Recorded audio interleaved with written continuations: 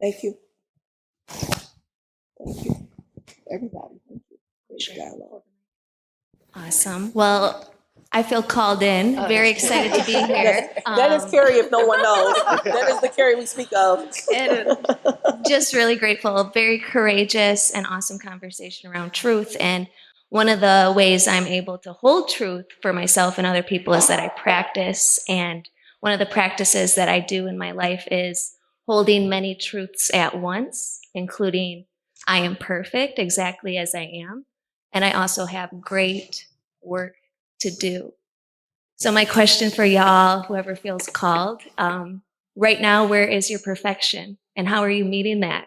And also, where is the work that still needs to be done? And how can we create more spaces, more support to continue that evolution?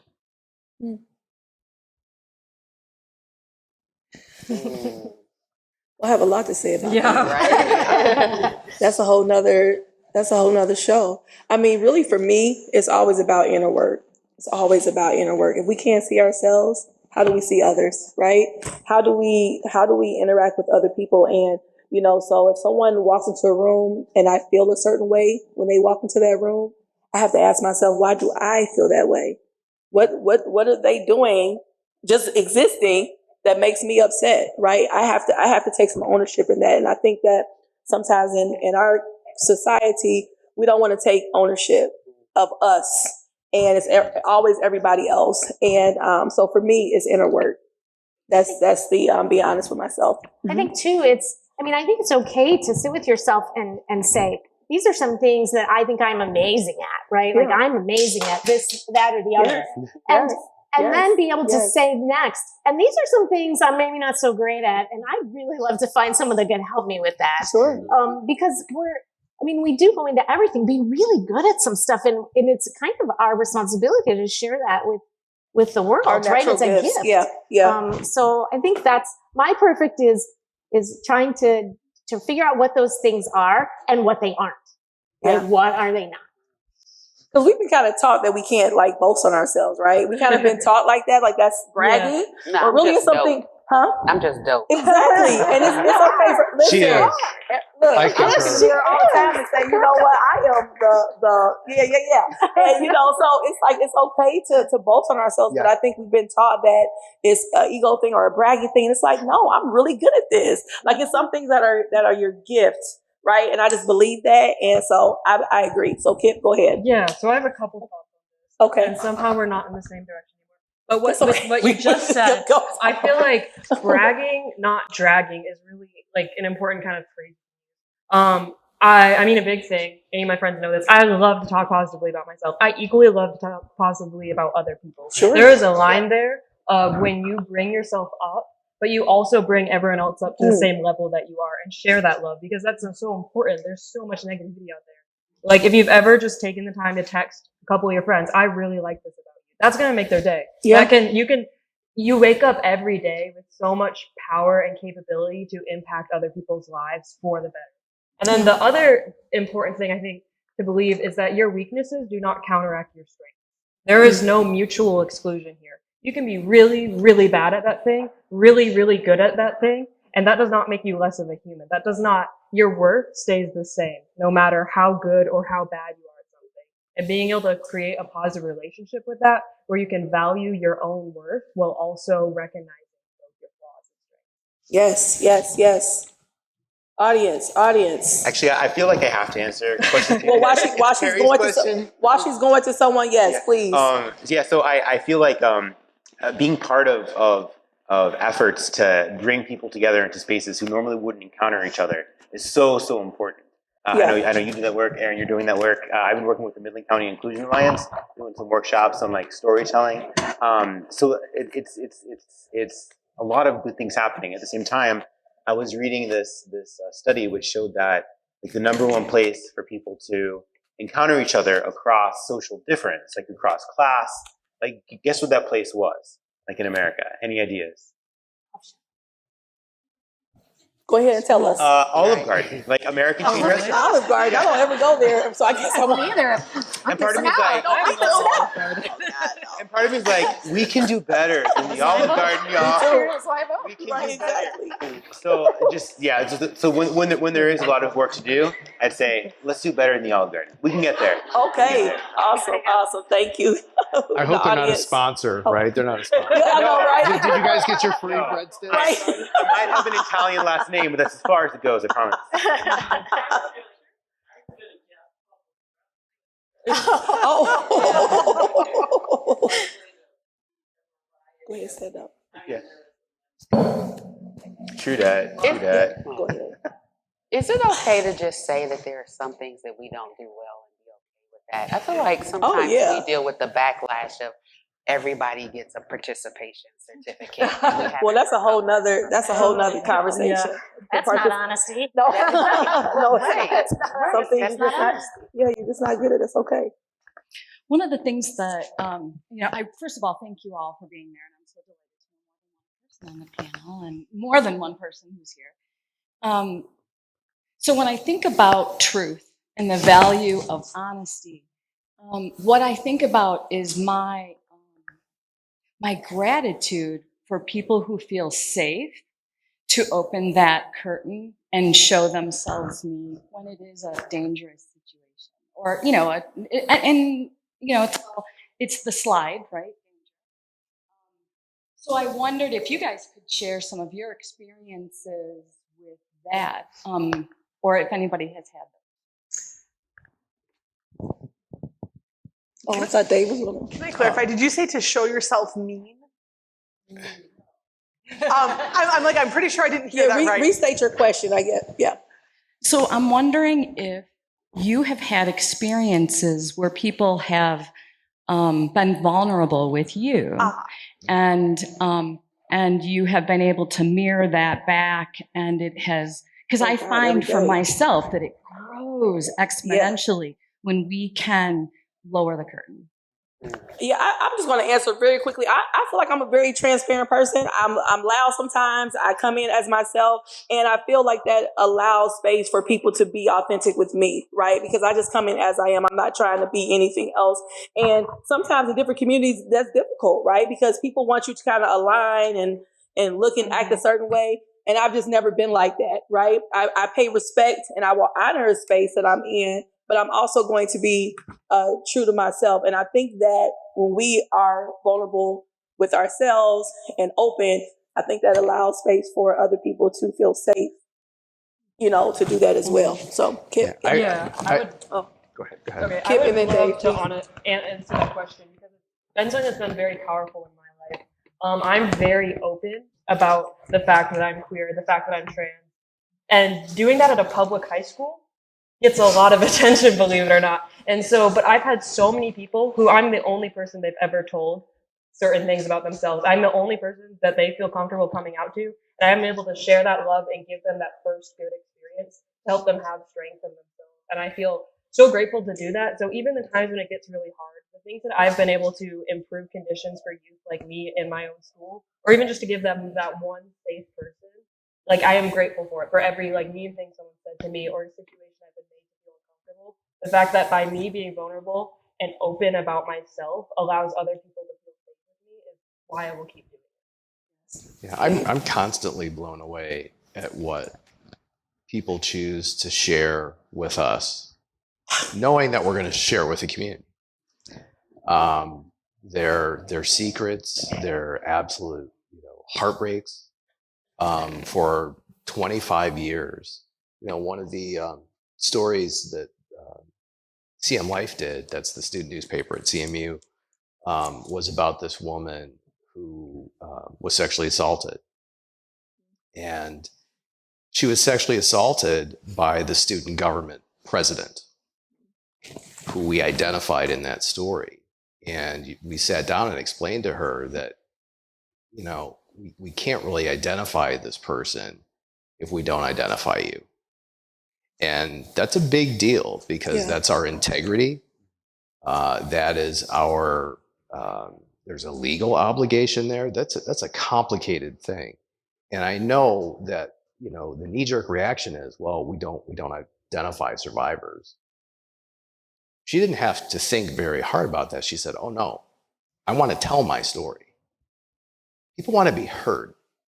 Yeah. They want to be able to share their truth. And as much as we talk about privacy, and when we talk about transparency, for me, that's a lot of like, you know, that's a complicated word because there's government rules in that, there's Freedom of Information Act, there's all these things that are supposed to be aids to achieve transparency. And frankly, they don't work well in Michigan. We have some of the worst transparency laws in the country. We rank 48 out of 50 states. That's where we're at, statewide in transparency. But that young woman, incredibly brave to tell her story. And then what happens? What happens is a prosecutor who refused to prosecute her case was bounced, and the Attorney General's office, by the way, Bill Schuette, Attorney General at the time, took up her case, and her rapist was convicted and put in prison. So to think that all started with her and that vulnerability to tell that story, the most personal, awful story that you can tell, it just kind of blows me away that people are willing to do that. And it makes me want to work hard for them. It makes me want to honor that trust and those stories that they share with us. And part of the reason I wanted to come back here, I grew up here, I was born in Midland. Part of the reason I wanted to come back here and do journalism here, and this was always like a bucket list job for me to do this, was because I wanted to see Midland become a more honest community. And, you know, our nickname is Sparkle City. So implied in there is that we might not be 100% honest about things and transparent all of the time. So I hope that we're doing that. I hope that the community wants to go on that journey with us, because I think it leads us to a better place than if we choose to not have those conversations. Because some of the preconceptions we have about this place, we know are wrong. And they're proven wrong on sometimes a daily basis. And maybe it's time that we just sort of, you know, be more honest. I think that's an amazing story. But I think what's really important, to go back to the question, is to understand that not everybody's going to do that, is going to walk up to somebody and share that story in that way. Maybe the way I want to share that story, if I have that story, is to just sit with you and feel that you love me and that what happened to me doesn't matter. Yeah. Maybe I need to write something and have you read it. Maybe, right? And so I think knowing that there's all these ways that if we're paying attention, it goes back to what you said, if we're paying attention to people and we're not looking to be the center, you can see what you can be for that, and just be that. And that probably helps us get to that center place again as well, because that's when people feel safe, right? When you can see or ask them, what do you need from me, right? What do you need? It's not always advice, right? It's not always to be able to say something. Sometimes it's just to sit and feel cared for. Or listen to a song together, right? Yeah. Or even to know, can I say right quick? Really quick, because I want the audience and to know what the purpose is for being vulnerable with that person. What I did with how I held space for people as a reporter was very different from how I do it as a counselor. It's different from how I do it as an academician. It's different from when I'm just kicking it with my friend tribe.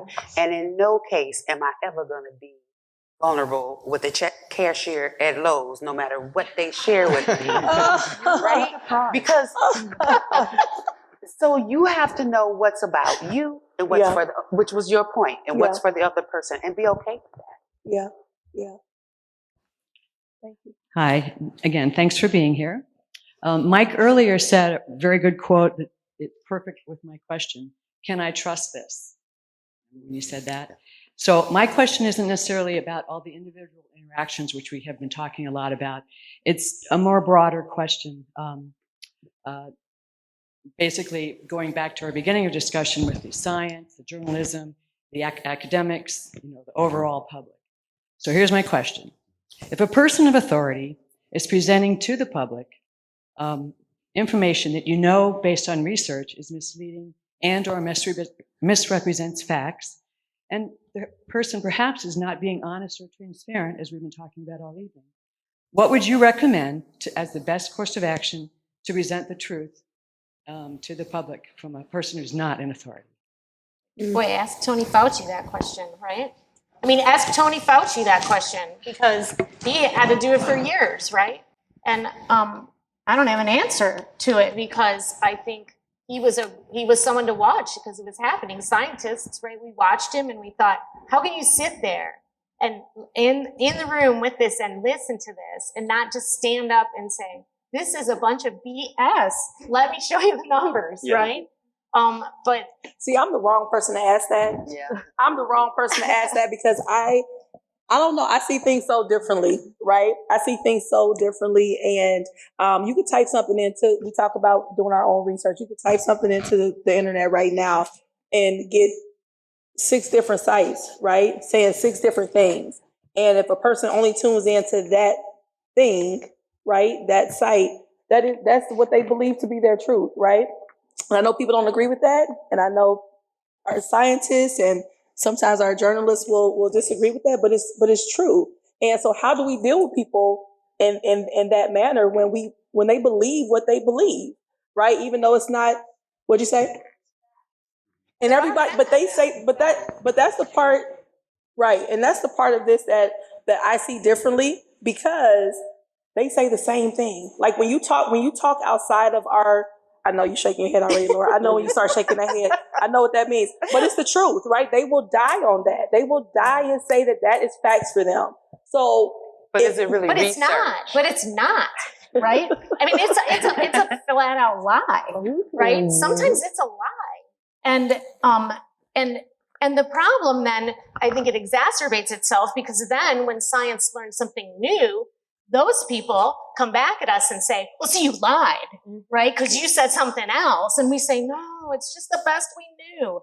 And I think there's a big difference between saying, this is the best I know, and making stuff up. Right? And I agree with that as far as like the science part, right? I hear what you're saying. I think about, and I'm going to say this, but I want somebody else from the audience to speak too. I think about, I have four children. Well, they're adults now. And, I can ask them questions about their childhood, and all 4 of them will say different things. They lived in the same house, had the same mother, father, right?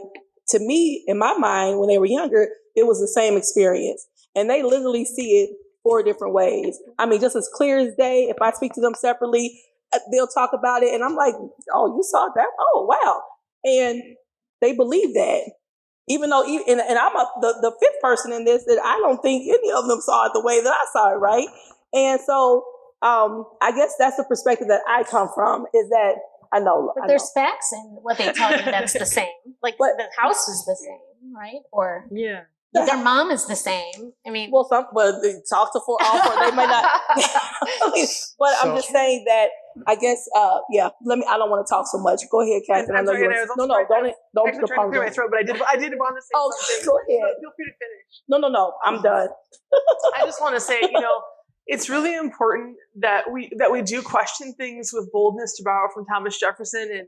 And the university centuries ago was this place where people could think and ask questions with boldness and have the freedom to do that without getting shut down. And I think we really lost that in society today. When we say that this is the fact, several hundred years ago, they thought it was a fact that the earth was flat, and then they learned something different. But there were people that were saying the earth was round when they were saying the earth was flat. You know what I mean? And just because science or your studies haven't caught up with someone else, with where someone else is, doesn't mean you should automatically shut them down. That's not scientific. You have to weigh all the variables, options, continually do your research, continually fact check. And I do think that we have a huge responsibility ourselves to do our own homework, to be seekers of the truth. And when we find something incredible, at least in the organization I work with, we publish fact sheets and we report, hey, we do fact checking, and we found this, and then we found this, and we put those things out there with as much transparency as possible. And that's how we handle that, is just whatever megaphone we have, we want to lead with those things. And I wish that was the culture. And some of your facts that you publish may be different than some people on the stage, right? And I would just exactly. I would just add as an exercise, if you want to do that, would be to take the misstatement or whatever you feel is, inaccurate. Literally do like a fact sheet. So that's on this side, and on this side is the truth. This is the document the person is referencing or the study that they're referencing. And this is what they said, and this is what it really says. And then just do that until you've exhausted all those things. And then do what you're doing, which is making people aware of that and doing that in the venue where it's going to make the most difference. I don't know if we. I don't know if we answered your question. Yeah, I'm sorry. There's one thing I wanted to add for like what we can do. Because you asked like what we can do in response. This is just an illustrative example. Like right now, there's kind of an all-out feud between like the New York Times and GLAAD, the LGBTQ rights organization, regarding the New York Times reporting on gender-affirming care. And the New York Times reporting isn't the issue. The issue is how that reporting is being used by bad faith actors in our world. And that's a problem, right? If you're an organization that has responsibility of sharing truth and being honest, and you put it out there, are you responsible for bad faith actors using that work to create, outright bans on, in some cases, very necessary procedures? And so I see politics as inseparable from this. So I think our truth-seeking components also have to kind of be paired with the active citizen. And I believe strongly in reforms that help to reduce the polarization. Efforts like open primaries, ranked choice voting, really to make sure that the candidates we can choose from are generally less extreme. I think that's as much of a problem here as the other elements, because in some cases it's not the information that is the problem, it's how it's being used. And that's a function of our political dysfunction. You look to Europe and how they're dealing with this issue, it's night and day compared to the US. It's like staggering. Just because you look something up doesn't mean that it's research either. I just feel like but you not research. Even if you because the gift of research is you may find out that you're wrong, and that makes it just as factual, just as accurate because you found out that you were wrong. Not when you go looking for something that validates what I agree. You want to believe. Yeah, no, I agree. Yeah. I'm talking like I guess more of like perspective, right? And people really live in it. Yeah. Go ahead. Thank you. So I have less of a question and more of an answer / idea. She was talking about how can we bridge the gap? How can we get towards non-honesty and then more of an open conversation? And I feel like I'm pretty qualified as a person who has chronic, always online-itis. And the gentleman on the other end said he doesn't think that conversations are combat, but I'm pretty sure I've won every argument I've ever been in, so I would disagree. But I think the way I do it, because I've been on both ends of it, I've been super understanding and super, I'm going to listen to everything you have to say, and then I'm going to not really agree with it, but really just make you feel like your opinion is right. And the other end where I'm like, you're completely wrong. I don't believe anything you have to say. And it's really a common ground, I think, and it's by asking smaller questions. So a big hot button issue right now is drag queens in classrooms, them reading. And how I would approach that is not by just saying, oh yeah, I think you're a bigot if you don't agree with that. I would first ask, have you ever met a drag queen? Or have you, do you know what the objective of drag queen is? Or just smaller questions. And that way people will be more honest about how they are on this end of it. And then when you get towards the bigger thing, why don't you want drag queens in classrooms? They might actually tell you why not, instead of just saying, I don't want them reading my kids. Yeah. Well, I want to get one more because we are running out of time. I'm sorry. This is so good. I get so excited and I wanted to keep going, but we can't keep you here all night. I'm sorry. I have one more. I'm sorry.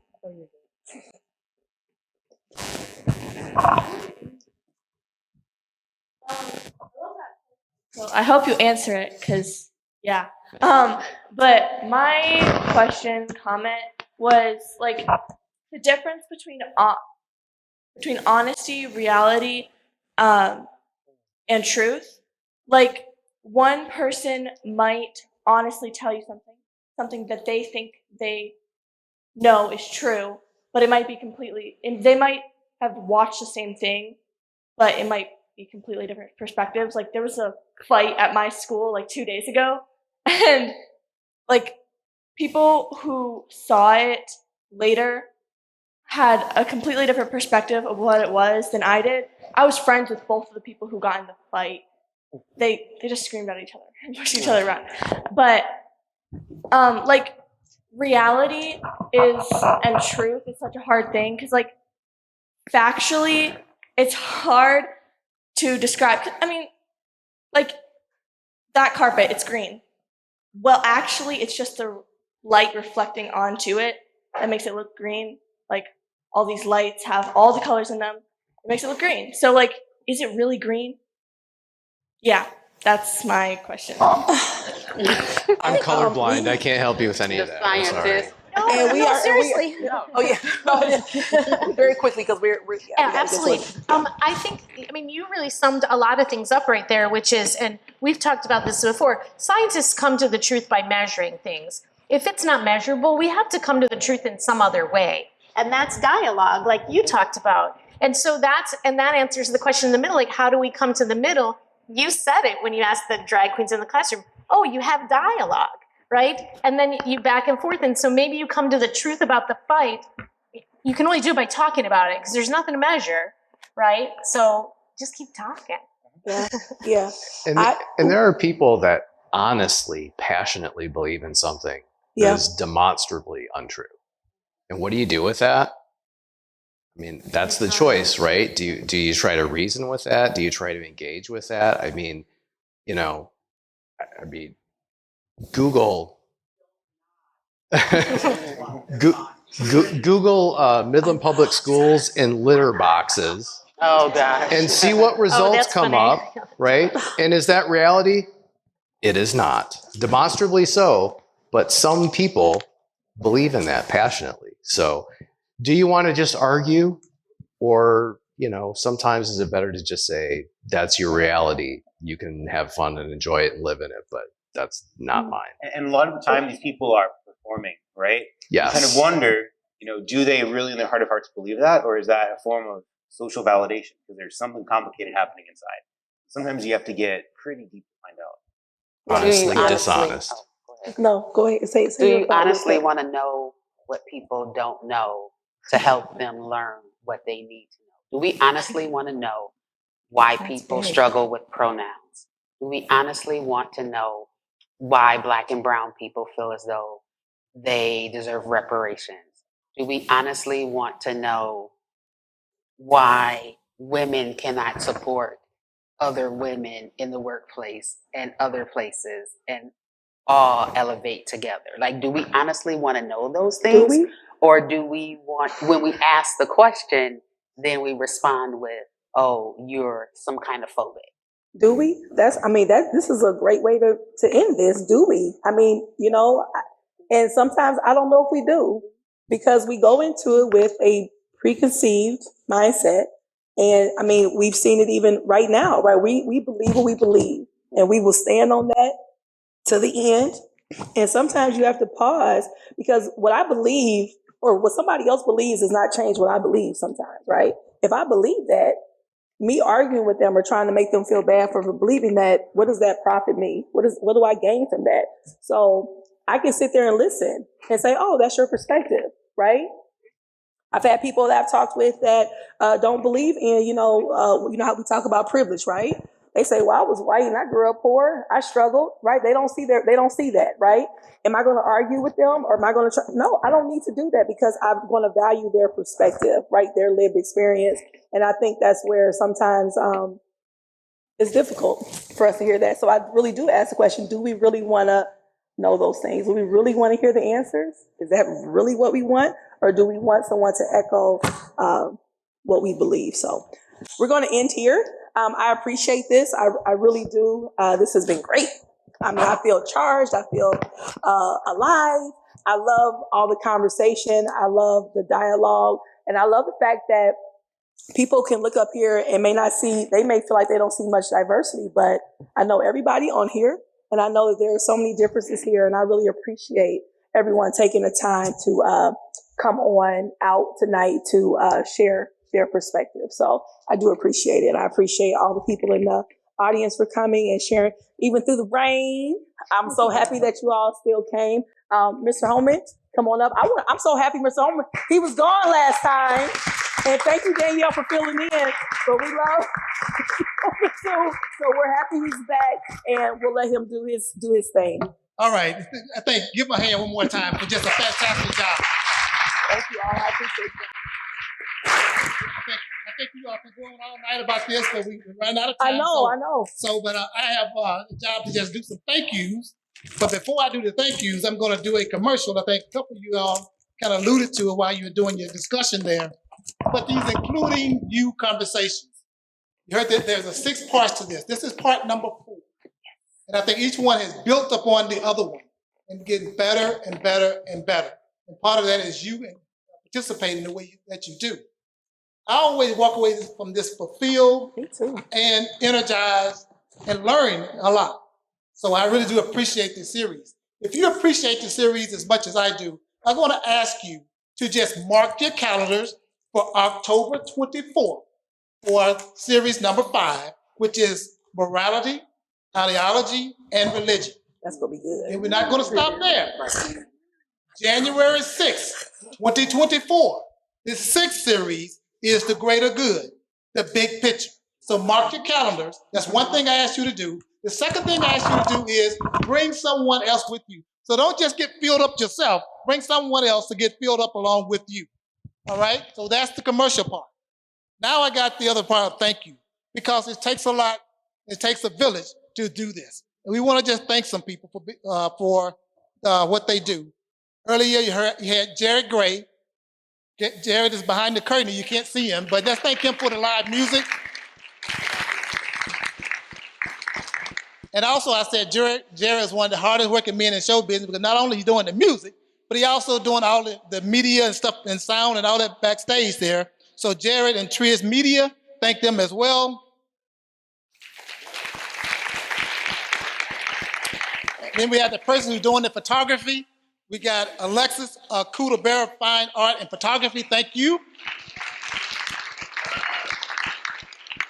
And then you see others around here. You might not kind of see them because they're quietly working, but we got Anna, Danielle, Melissa, Mo, Syed, and Garland. Thank you all very much for what you all do as well to help us do this.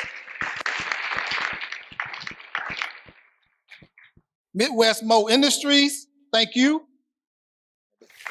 Also, our panelists. Thank you for our panelists. They're superstars. Down there, we got Dave Clark, Catherine Broussard, Kip Gilbert, Laura Sepska, Nikita Murray, and Mike Banini. Thank you all very much for an excellent job tonight. And thank you for sharing what you share with this audience. And then a special thank you go out to you all as well, the audience, for your willingness to be here and your willingness to participate. Thank you very much. And then we have some partners that are working with us as well. Grace A. Dow Library, thank you for allowing us to have this venue to bring these conversations to the public. Thank you very much for Grace A. Dow Library for letting us do that. And then thank you for the Midland Area Cultural Awareness Coalition for partnering with us to get this message out. So thank you all. And with that, I will say, be safe while you're going to your destination for tonight. Thank you very much. Bye.